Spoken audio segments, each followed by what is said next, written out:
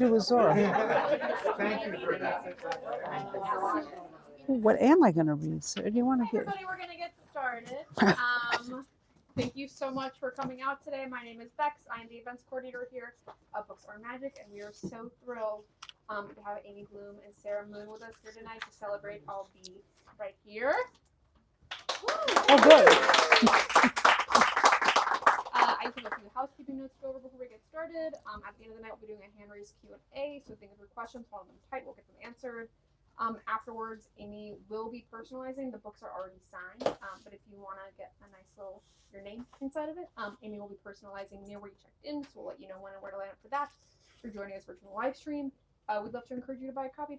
I'll be right here online using the link in the description. If you're here, you can buy the book here. And you should.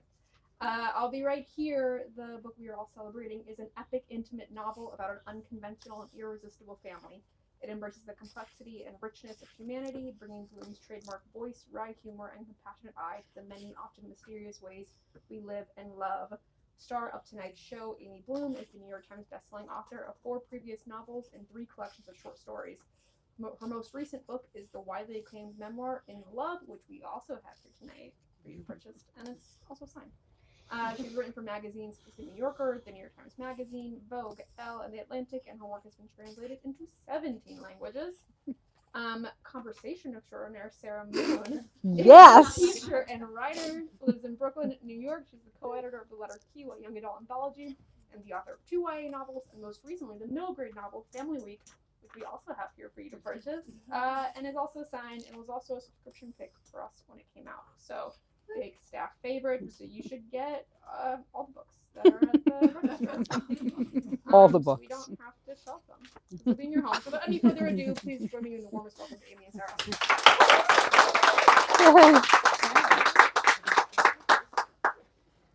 You're gonna read. No, I know. I was desperately looking. This is, you can see, this is my first reading in some time, and so I was desperately looking for what I was going to read.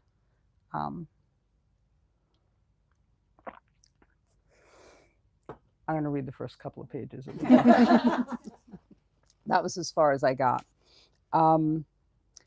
This is a novel that begins in the 1930s in occupied Paris and ends in the somewhat less glamorous Poughkeepsie, New York in 2015. It's about a group of old friends. Old friends, and as they would say, getting older every minute. Alma and Anne are sisters. They are known throughout the book as the Cone Girls, even when they are in their 80s, as they are in this moment. And they become best friends and sort of sisters, family by choice, with our protagonist, Ghazala, who is a French girl whose family comes from Algeria and has found her way to New York. Alma and Anne are holding Ghazala's hands. Alma massages in the neroli oil Ghazala likes. Honey rolls off Ghazala's fluffy slippers and massages the oil into her thin feet. The room smells like roses and orange peel. Death circles through Ghazala's blood, in her bowels, into her bones. It's eating me, she says. Make it stop. I know, Alma says. You want to sit up? Anne comes around to the other side of the bed to help, and Honey puts down the oil and picks up a pillow to put under Ghazala's knees if Ghazala wants to sit up, and Ghazala nods. Ice chips, Honey says. Alma and Anne look at each other. Help or harm? Anne and Alma shrug, and Honey goes to get the kitchen and comes back with a Tupperware bowl filled with ice chips. And Samir is now sitting where Honey had sat, and he presses his hand over his mouth so that he will not cry out at the sight of his dying sister, surrounded by her sisters. Honey puts her hand on his shoulder, and he inclines his head toward her hand. Habibi, he says, darling. Anne pulls up the shade. The day is beautiful, and Ghazala turns her face away from the light, and Alma pulls the shade back down. Ghazala hears Samir sigh, and she tilts her head toward him and opens her eyes, and they see each other. And Samir says to Alma and Anne and Honey, my dears, please come back later. And Ghazala sighs, and she closes her eyes. She has lost the thread. The red thread Gazala pulls, the raised embroidery she feels between her fingertips, is her father pouring tea for her, Samira leaning out the window at the courtyard to watch two boys kick a ball. Thank you. That's how it starts.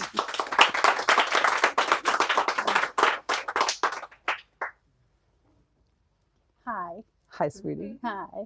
I'm going to ask you questions that would normally probably irritate you, but I'm your child, and so you have to answer them anyway, and I'm just going to take full advantage of that. And start with saying that you often, and this isn't an exception, write about people who might be described by other people as survivors, and who would never use that word, would punch you in the face if you use that word to describe them. And I was wondering if you would talk about what drives you to that. Sure. Yeah. What a good question. Thanks. I'm happy to answer. I've already been advised by all of my children on how I should behave in a public setting.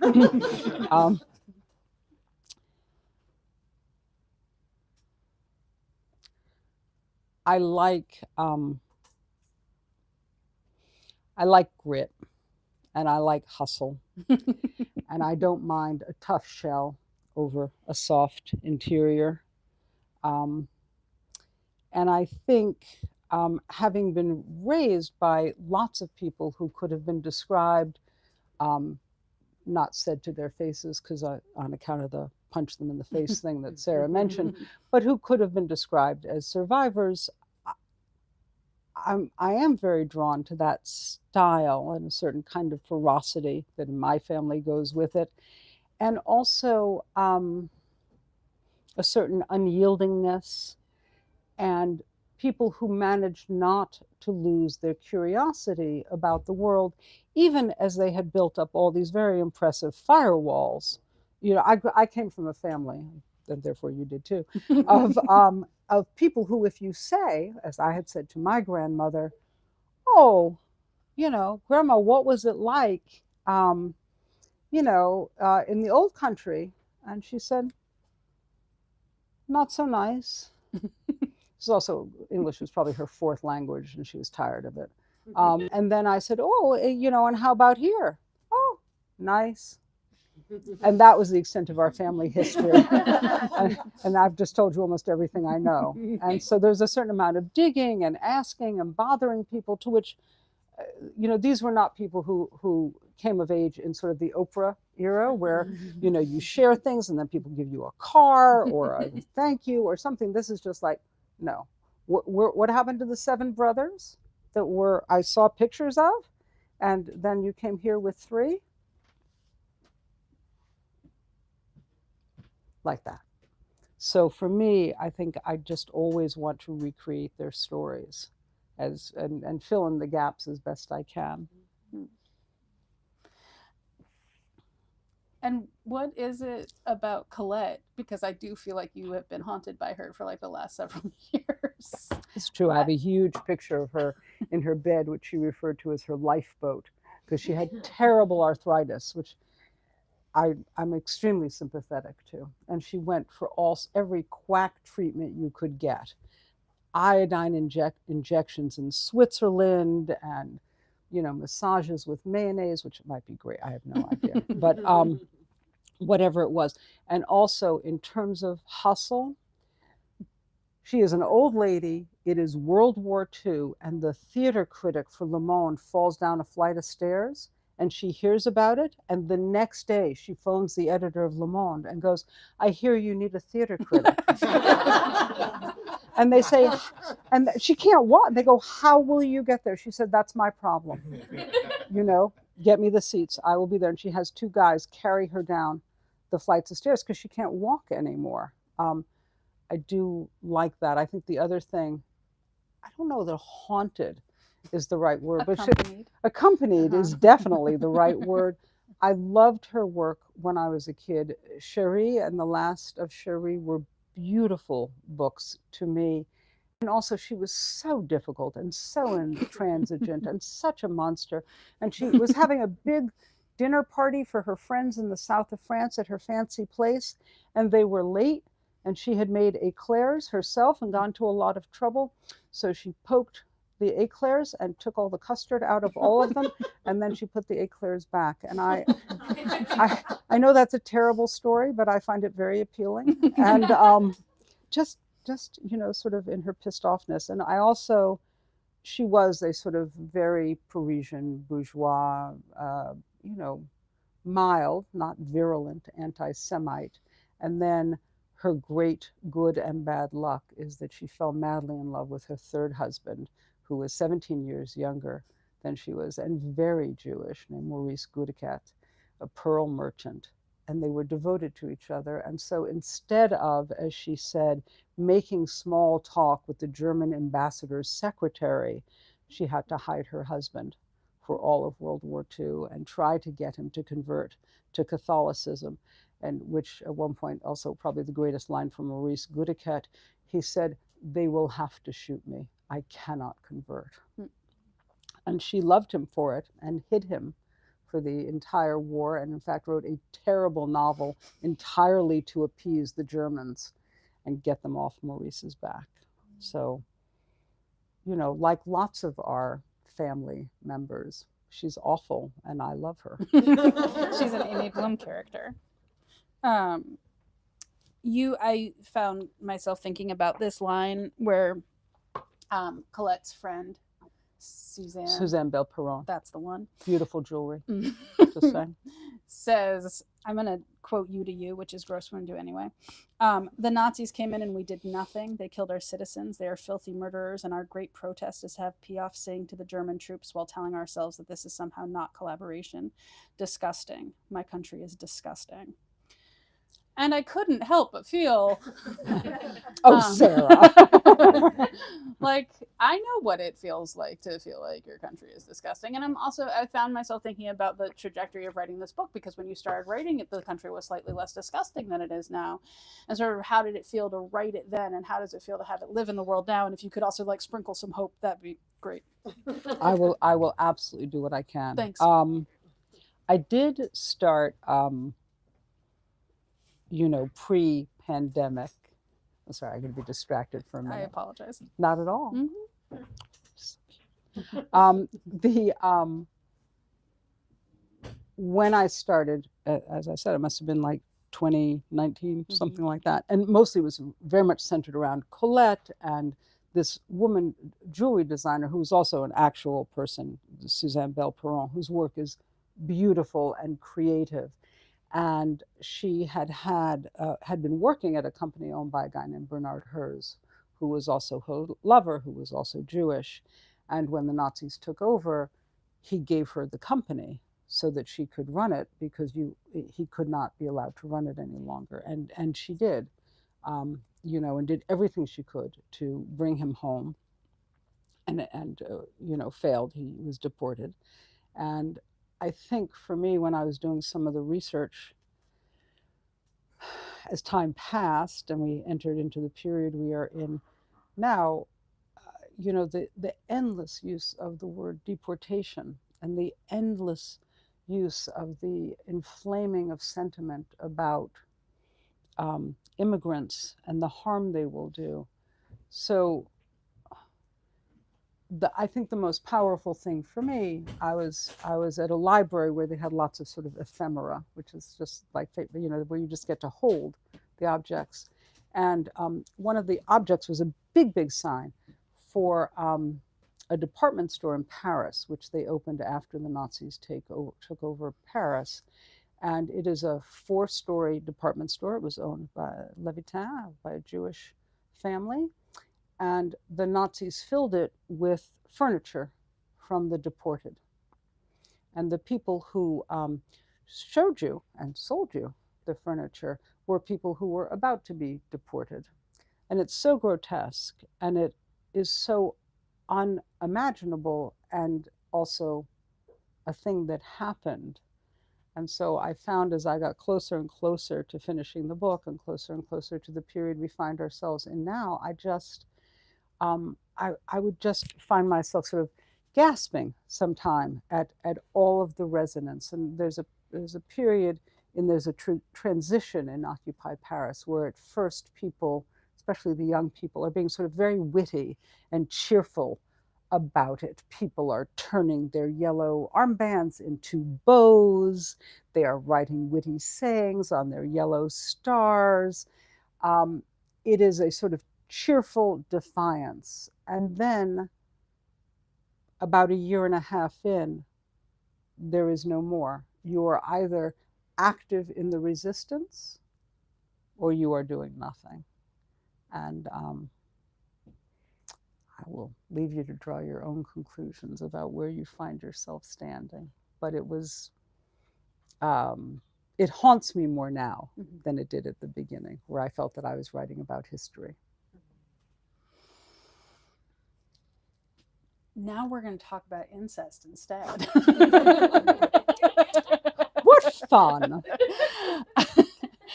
You are very clear with me that our job is to never, ever, ever read the reviews. And I don't wish to give any spoilers. So I'm going to leave this question fairly vague.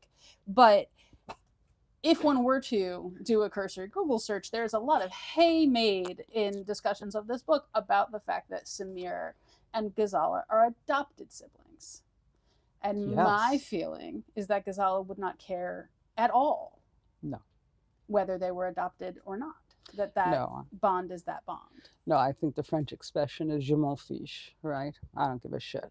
You know, it's like they love each other. They are each other's people. He comes into her life. I mean, he exists in her life before she is born. He's her older brother. He's adopted at 6 months old. His mother dies, and his mother's best friend is Ghazala's mother. And so they, you know, grow up together. And I understand, because I've heard that sometimes people will describe my work as being about unconventional people and unconventional relationships. And I think that I must always sound sort of like Rebecca of Sunnybrook Farm, you know, when I always go, I don't think so. And I you know, I don't mean to sound dumb about it, but it's like, it's a big world out there, and it is a variegated bouquet. And it seems to me that anybody who is inclined to say, no, only chocolate and vanilla, oh no, only roses and daisies, is not paying attention. And I like the variety. I like the range. I like that people, I mean, you know, it's bad enough that people are so disappointing. I like the fact that they're also surprising. And so, yeah. They are very close. So. Yeah, I agree. And that is nice for them. I also would say among the variety, I want to talk about Honey. Sure. Who's probably like the happiest character I think you've ever written, maybe. She's certainly up there. She talks about happiness more than most. And I guess of the crew, would you describe her as happy? And why is she so? I mean, like, where does she get that from? Because I understand where the resilience and hustle, I feel like, is like, there's a genetic appreciation that I have for that and that I recognize immediately. But her dedication to happiness is a really different thing. So Honey is is one of a subset of like my favorite types of characters, which is, you know, she's a tall, waspy girl from the Midwest. And I do not come from a long line of tall, waspy girls from the Midwest. And I think for a long time, until this generation, I was like the tallest person in my family by a lot.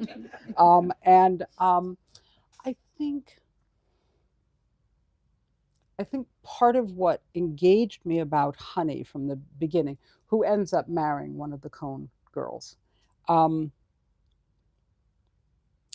think often when you come from a difficult family, as you know, lots of people do,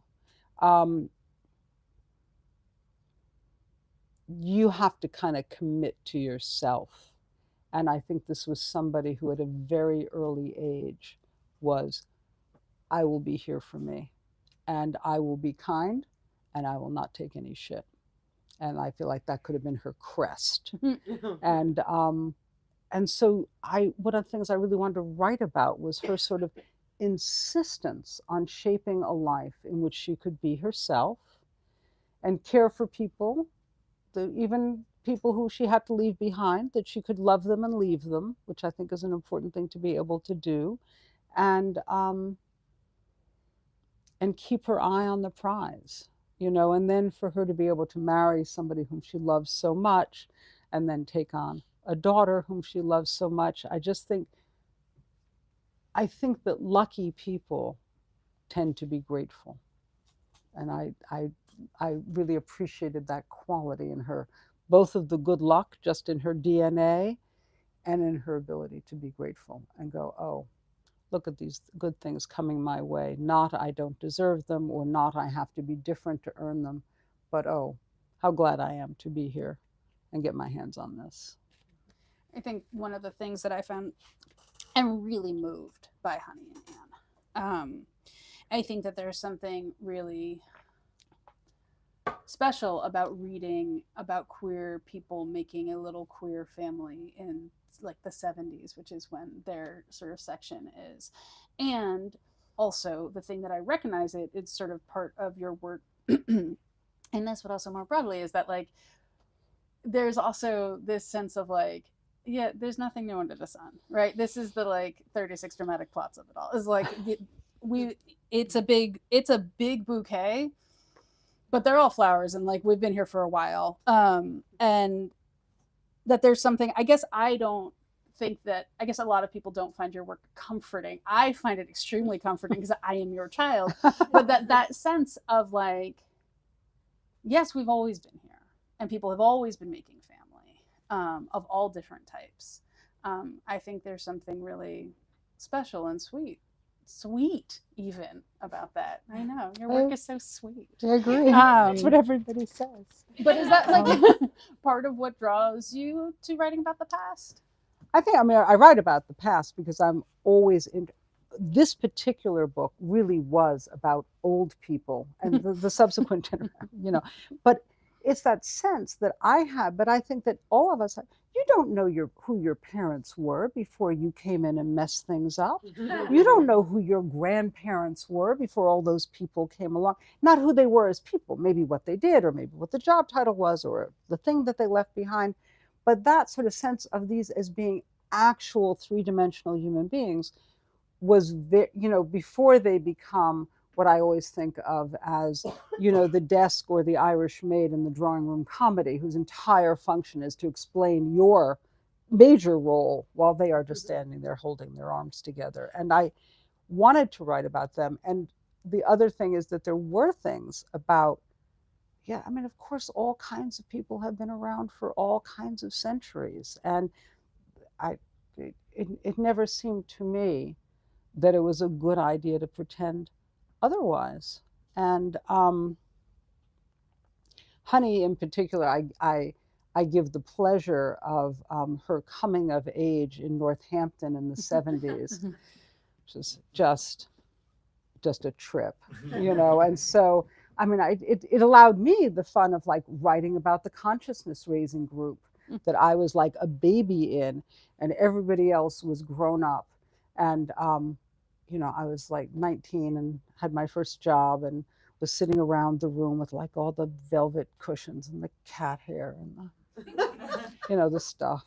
And but everybody was sort of, it's possible they recognized that I had come from the hard scrabble streets of Great Neck, Long Island, and were giving me a little bit of a hard time. And then God bless the lady who was running first of all, if I called her a lady, she would have punched me in the face. But the woman who was running the consciousness raising group, who was just that best combination of Girl Scout leader, Florence Nightingale, the most ferocious butch you've ever met. And as sort of things were sort of intensifying around me, she was like this, and everybody stopped. And she was like, this is Amy. She's joining our group. She's a member too.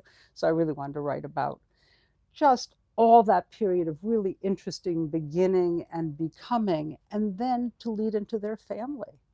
That family is not always great, but the possibility of family and the open door of family, especially family that you can make, just has always struck me as a real gift in people's lives.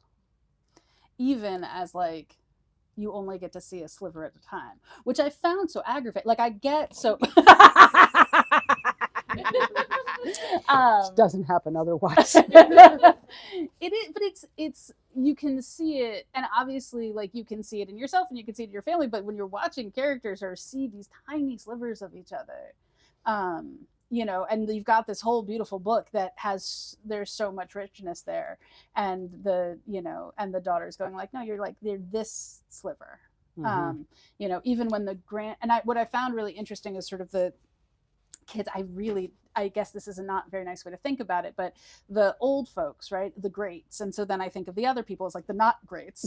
I understand. And that, like the greats can see slivers of the not greats, but those are usually the slivers of like the time you've like spilled your spaghetti when you were 3, and the time you put like a safety pin through your cheek when you were 16, right, and not sort of your full self now. And then the reverse happens, but that the other generations around them, up or down, can see each other more clearly, right? So the grandbaby can see the grandparent more clearly than the daughter can. Yeah. And it made me really mad. I think probably just because you're right, and I think probably just because it's true, right? But like that, even within family, you cannot seem to simultaneously see more than a sliver at a time. Right. I mean, I was once writing about it. I said that everybody who visits their family is a time traveler. Mm-hmm. Like you walk in the door of your parents' house or your parents working, and everybody is simultaneously who you were in 3rd grade and who you were at 20 and who you are at 40. And the CEO is weeping in the bathroom because her brother was mean to her, you know? And everywhere else, the brother is known as a just wildly disastrous character, but at home, Alan is home. Everything will be fine now. You know, you're like, how is that even possible? And I did want to put all those layers together. And, you know, I think it makes, I mean, the book is not linear. It's not really chronological. And it is how I think of family life, and it is how I think of memory. You know, it's not linear. The thing pops up, right? Whether it's a flower or a weed, it pops up. And that's the thing that grabs your attention. And then you move forward in time. And so I wanted it to have that kind of fluid, messy quality. But I think it is, I think the nice way to put it is a challenge for people to see other people in their family in 3 dimensions. And it's, you know, maybe the kind of thing that's best done at 2 o'clock in the morning when it's just 2 people, because I think that that's always hard work. Speaking of messiness, I won't talk to you about punctuation. Oh my God. Well, no, okay. So I will, you are very kind and let me read early drafts of things. And you and I both have a really weird relationship with commas. But that's not what there's something that's happening with quotation marks in your book that I had, when I first maybe read it, I thought was just like our antagonistic relationship with typing. But now what I can see is that there's something that happens where sort of quotes, someone will be speaking and then the quotes will just go away and they will stay gone for the rest of the chapter. They might start again in the next chapter, but then they're going to stay gone. And I have thoughts about that, but I'm so glad. I know too many people have read this book for it to be an accident. So I see where you're going. Well, also, it's really true. I mean, I turn myself over completely to the proofreader or the copy editor on commas. I'm like, I don't know what I was doing in elementary school, but I didn't grasp it. But the part that you suggest is intentional, which I appreciate, is the people say what they say, and then the rest is interior. And that's why there aren't any quotation marks, because it's, you know, we say to people, oh my gosh, I'm so glad you came. And then we think to ourselves, what are you wearing? You know, or why did you come? Did somebody tell you I was dying, or whatever it is? And so those are all their interior thoughts. And there are a couple of scenes, especially when the younger generation is visiting the older people, where there's sort of long things that one would like to say out loud, but what one did not. Yeah. Yeah, and that's it. Sort of felt both that way of that, like, memory is a liar, right? Memory Like, is a I'm sure liar. I told you all of this. In fact, I told you none of this. I have like a lot more questions. Like, I wanted to know about, so for those of us who maybe have been reading your books for our entire lives, there's an Easter egg in here. Jess from A Blind Man Can See How Much I Love You comes back. Yes. Exactly. Oh, is how I was like, Jess, how you doing? And I was wondering about why Jess. So in a very early short story, there's I write mostly from the point of view of the mother whose son has become her son, who's a trans man. And their process together, and a couple of dead ends and a couple of successful moments. And I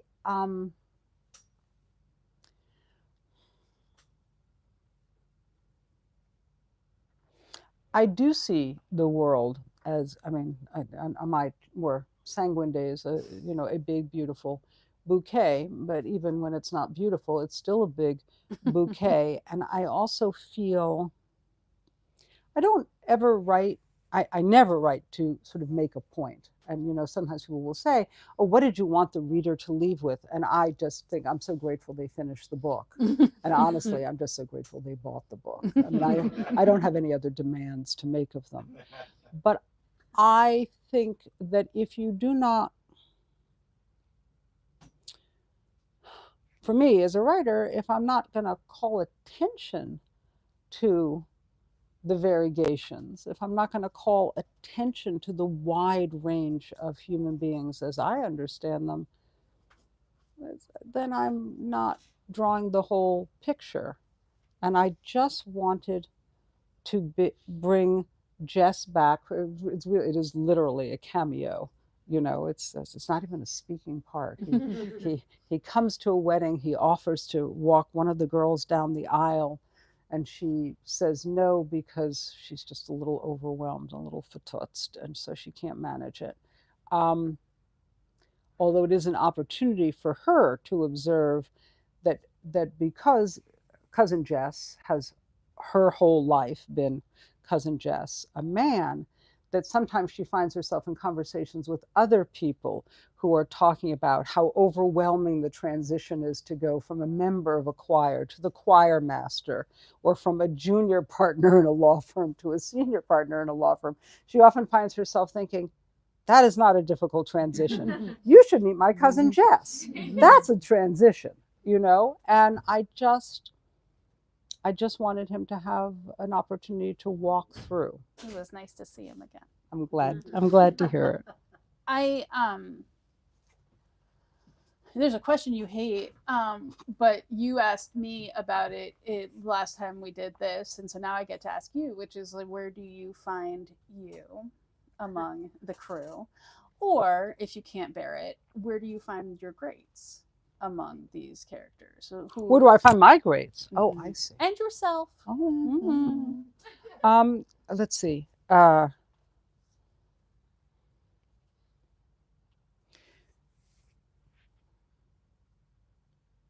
don't think anybody writes a character that doesn't have some of them in there. I mean, I think that, Sarah and I have both said this, if a novelist tells you that it's all fiction and has nothing to do with anybody they've ever known, they are lying to you. I'm sorry.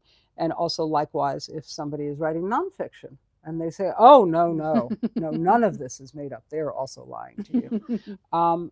I think there's absolutely a little piece of me in everybody, including the, Harry, who grows up to be a very glamorous, caftan-clad international agent. Obviously. Yes, it goes without saying. And, but also, Honey's dead sister who rides in the gymkhana, a very small part of my childhood. And, but still, but I think also all of my greats are in there. You know, certainly my great aunt Razel, who was just ferocious and deeply kind, utterly indifferent to people who did not matter to her. I mean, you know, hit by a bus in front of her house and she didn't know you. It's like, you know, you just go on gardening. I mean, it's a shame, but you know, you go. So not the warmest person ever, but capable of tremendous attachment and reinvention. And so, absolutely, in their pitching, and my own Aunt Frida, who was the nicest woman in the world. It's my great story about my Aunt Frida. So I am sulking in my parents' house. I mean, I'm about 15 or 16. I'm unbearable. And listening to Bob Dylan. It's an entire family reunion happening overhead, but I, of course, cannot bring myself to lower myself to visit with these old people who have come in part to see me. So I'm sort of lying there in black on my bed, Bob Dylan blaring. My Aunt Frida, God bless her, comes down in her house dress and her energetics. You have to be very old to know what energetics were. They're little comfy orthopedic shoes. She comes into my room and she sits there and she's like, just listening to Dylan, you know, as you do when you're like an 85-year-old lady from Russia. And she puts her hand on my shoulder and she goes, Amala, I like it. It's got a beat. And so all of Alma's kindness is my Aunt Frida, which is, you know, again, not to be stopped, not to be trifled with. She could also wring a chicken's neck with one hand, as I was forced to watch on many occasions, but just also that deep willingness to see the other person, despite all the nonsense they're throwing up in between. I feel like, what time is it? Because I want to say something else about that. Okay, good. I get to say something else about that, and then we can let other people ask you questions. I saw them, or I thought of them these people all died before I was born. So I sort of only know them through you. But I thought of them in the collecting. That there's a Ghazala collects. Yeah. And it doesn't feel like an accident, and it didn't feel like an accident with some of them either. I think so. I think often when you have to leave a lot behind, there is a strong wish when you get to the next shore to be able to have some things. And my Aunt Razel, who had left everything behind in France, had these tiny little Limoges boxes, which were just like the most ridiculous, pretty, pointless, wildly bourgeois things you can imagine people having. You know, boxes that hold nothing. Well, except for the tiny ornament. Yes, inside. for the tiny ornament inside, or the little painted flower on the.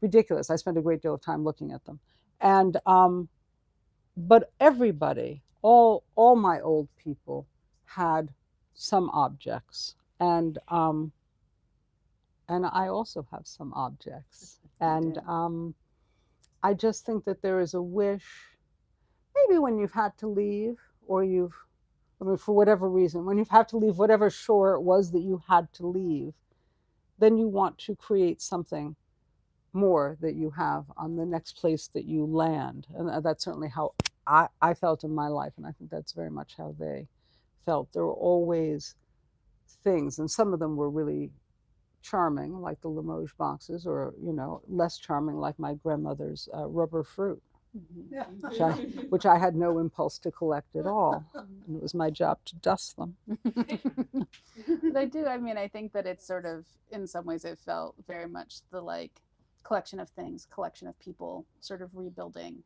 a world. Rebuilding. Yeah. Absolutely. And I think that's what you can hope to do. I think it's, if you're lucky enough and want to have children, that's a great way to rebuild. And also, everybody else is available too. You know, I always think, you know, the best way to recover from a terrible childhood is to give somebody a good childhood. You know, and for me, the characters in the book really make that effort, whether they are their own children or somebody else's. This is fun. I could keep going. I'm going to let these lovely people ask you questions instead. Yeah, we're both here for, anything we know anything about.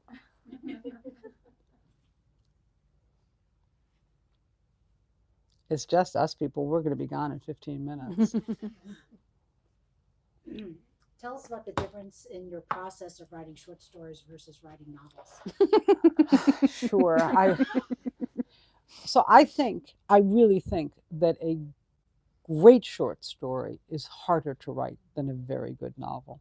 I don't think there's anything harder. I think that you are looking for a sweet spot between a poem and a novel. You are looking for that kind of brevity and that kind of incisiveness, which is what, if Chekhov says, you got, 30 pages to clear your throat in a novel, you have about 3 sentences to clear your throat in a short story. Everything has to be right. Everything has to be, no matter how many, what is required to move it along and to hold it in that space. And I wasn't even an English major in college, so there's a great deal I didn't know about writing a short story. And I just sort of went my own merry, poorly punctuated way. And I think, my novels are barely plot driven. My short stories are all character, which is actually also what I think. I think that character makes the plot. Otherwise, it's just a thing that happens, but it's what you do with it. It's how you respond to the event that is in your character, and that's what moves the story. So I feel like in terms of my process, a short story is like having a cold and a novel is like having the flu. But I think in terms of,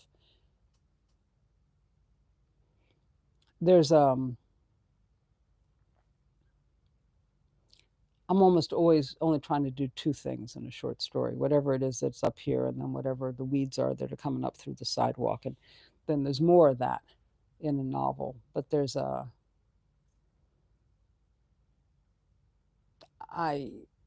I'm a very slow writer, so sometimes short stories are frustrating for me because it doesn't matter if it's a short story or a novel, I'm still going to be a slow writer. But that's different. The process itself is not so different. I hear a voice, I hear the person. I can't write it until I can hear the voice. Otherwise, it's just sort of stillborn. And you can dress it up, but it's not going to come to life if I can't hear it. So, thank you. Well, now you made me think about it some more. Anything else we can do for you nice people? You mentioned that you didn't major in English in college. What did you major in? And when did you decide to become a writer? I had that conversation with my parents, actually, and they were like, "What are you majoring in?" So I was a political science major and a theater major. I was a political science major because I think what families may have said to smart Jewish girls at a certain point was like, "Oh, you should be a lawyer. You're so annoying. You should be a lawyer." And so I went into political science and government because I was interested in that and how things work and history. And I went into theater because I loved theater. And still am never happier than backstage, never happier than to be in a theater. So that had nothing to do with my writing at all. And I went about my business, and I got a job in a theater company, and I got married, and I had children. And then I thought I would become an analyst because clearly I must have had a lot of time on my hands, what with the full-time job, the husband, and the 3 children. And on my way home from meeting with the guy who was going to be my training analyst, this entire plot for a mystery came to me. And I was like, oh. And somebody had fortunately left a McDonald's box in the back seat so I could write down my notes as I was driving. And I'm sorry. Terrifying. And terrifying. No, there were no children in the car, of course. I'm fine. And this guy was great. I mean, I don't know that he was universally loved, but for me, he was perfect. So I called this guy and I go, I don't think I'm going to become an analyst. I think there are some stories I would like to tell. This man, by the way, is like 88 years old. I was 35.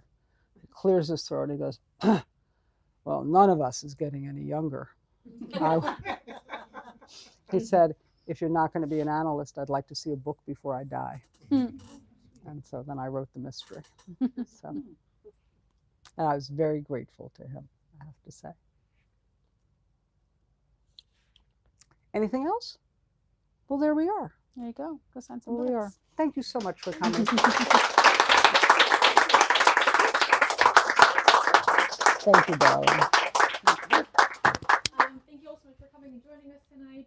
Thank you to Amy and Sarah for letting us celebrate with you. For those who watch, you can buy a copy of the book. Link in the description. If you're still with us here, you are because you're here. You can buy, you can buy all your books, all of the books we have. You should buy all of them. You can buy them at the front. My coworker Ben is now pointing to where Amy's going to be standing and personalizing. We'll have you line up Right over there. the wall here. And we grab the chairs pretty quickly, so just make sure to grab all your belongings and have a good night. Thank you. Thank you. Yeah.